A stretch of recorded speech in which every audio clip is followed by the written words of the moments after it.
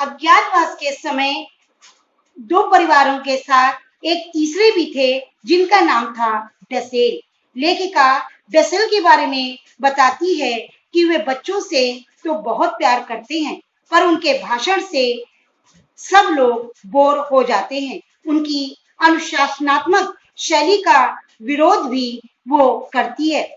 वो तो क्योंकि जब वो उनके अनुशासन का विरोध करती है तो वो उनकी मम्मी से शिकायत कर देते हैं, जिससे उनकी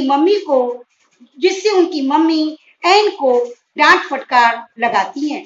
एन बताती है हर समय की डांट फटकार दुत्कारा जाना आदि झेलना आसान नहीं है।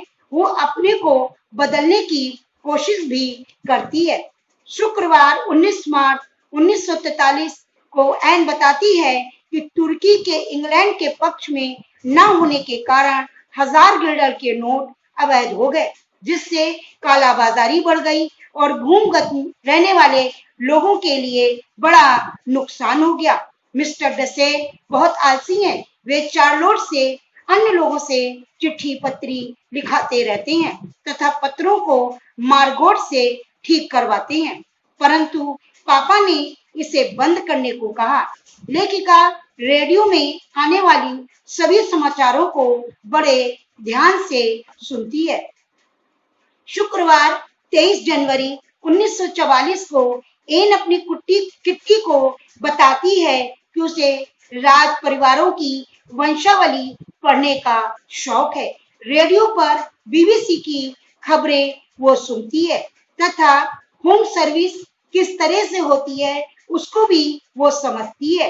वो रविवार के दिन फिल्मी कलाकारों की तस्वीरों को भी देखती है, क्योंकि उसे कुगलर सिनेमा एंड थिएटर की पत्रिका लाकर देते हैं। माँ इनमें खर्च किए पैसों को बर्बादी मानती है। उसे केस विन्यास बनाने का भी बड़ा शौक है, परंतु वो तुक मिजाज है। जब उसे कोई छेड़ देता है या उसके बालों के ऊपर कोई बात कहता है तो वो गुस्से में उसी समय अपने केस विन्यास को खोल भी देती है। बुधवार 28 जनवरी 1944 एन कहती है कि तुम्हें मैं हर दिन घिसी पिटी बातें बताती रहती हूँ। ये मुझे भी अच्छा नहीं लगता है, लेकिन मैं यहाँ पर क्या करूँ? प्रतिदिन मम्मी व खानदान से पुरानी कहानी सुनने को मिलती है। उन लोगों के कहने से पहले मैं उनकी 5-6 लाइनें पहले ही सुना देती हूँ। यहाँ पर कुछ भी नया नहीं है। जो लोग अज्ञातवास में हैं या उन्हें छोड़ दिया गया है, उनकी बातें सुनना मुझे अच्छा लगता है। कुछ लोग यहाँ कष्ट पीड़ितों की सेवा भी करते हैं। उन्हें नकली पहचान पत्र बनवाकर देते हैं तथा धन से भी मदद करते हैं।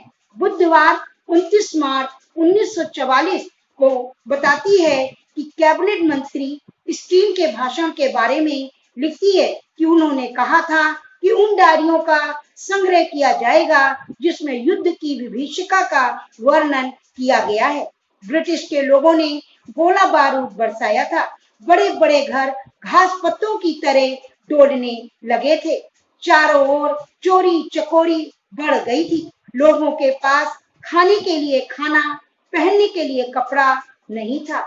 सरकारी लोगों पर घोर अत्याचार किए जा रहे थे या तो उन पर आरोप लगाकर उनको जेल में ठूसा जा रहा था। मंगलवार 11 अप्रैल 1944 को एन बताती है कि शनिवार के दिन 2 बजे खूब गोला बारूद छोड़ा गया।